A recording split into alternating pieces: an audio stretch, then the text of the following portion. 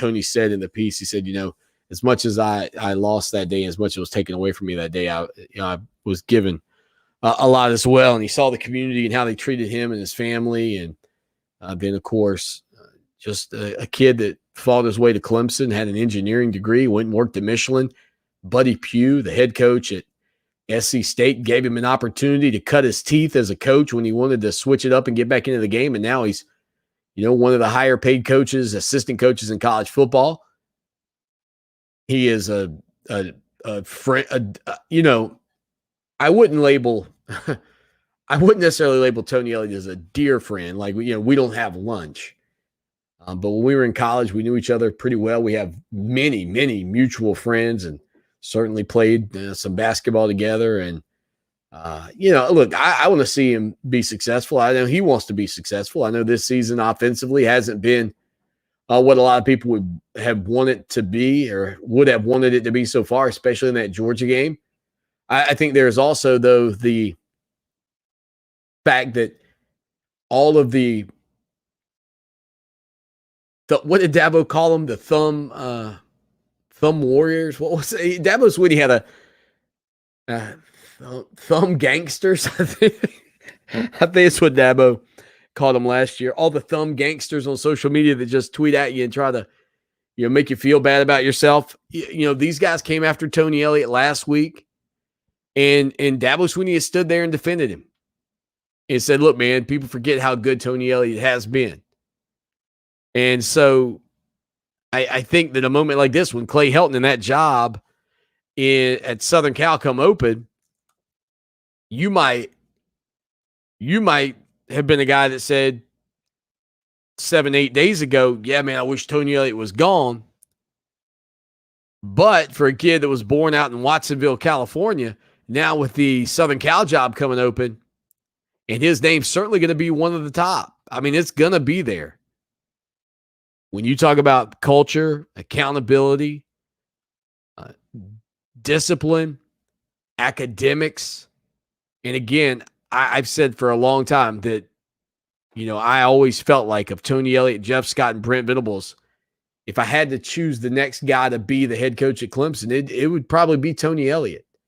Like if Dabo Swinney today said, "Hey, Swanee, I got to hang it up," I'd probably wanted to go to Tony Elliott. And somebody would say, "What?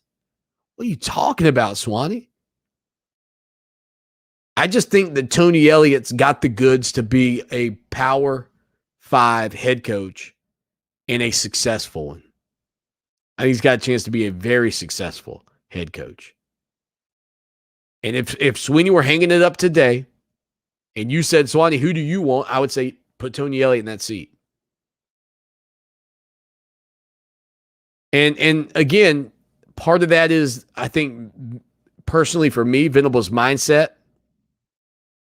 I think Venables is just a defensive guy. I think that's what he wants to be, a defensive guy. He doesn't want to have to deal with dudes like me asking questions that he doesn't want to have to answer. Tony Elliott went 30 minutes yesterday during his time with the media. All of it up on ClemsonSportsTalk.com. Brent Venables went like 12. It's common. It's common for Venables, even before Ross Taylor took over. Tim Ray joins us every Thursday. Tim has famously joked at times that you'd go in there to call Brent Venables to go do his media obligation, and he's like, "There's 5 more minutes. Go back in 5 minutes. Oh, yeah, just 5 more." He's interested in film study. He's interested in tendencies. He's interested in creating a game plan. I don't think Brent Venables, and I think Brent Venables would probably admit this. He doesn't love that part of the gig. And you got to embrace that part of the gig to be a head coach.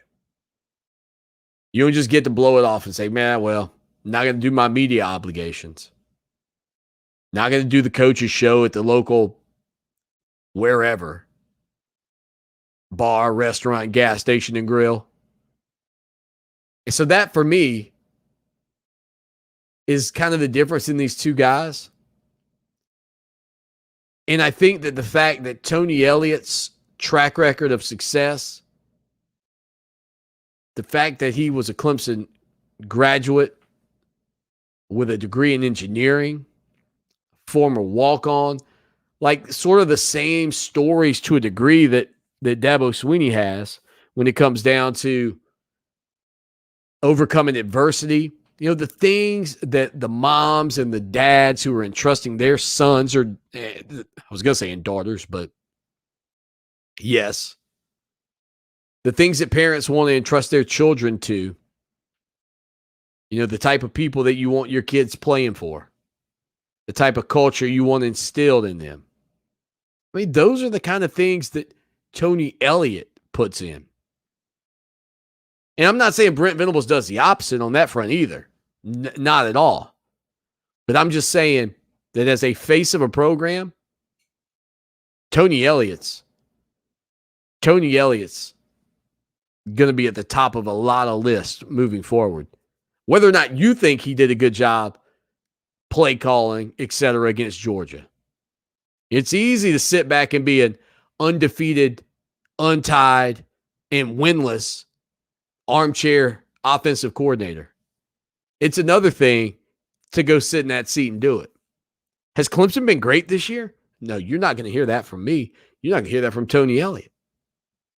But I can tell you, since Tony Elliott's taken over that program as the offensive coordinator, it's been one of the best programs in America. And I have no reason to believe that he won't have great success as a head coach somewhere at some point, whether it's Southern Cal or Clemson.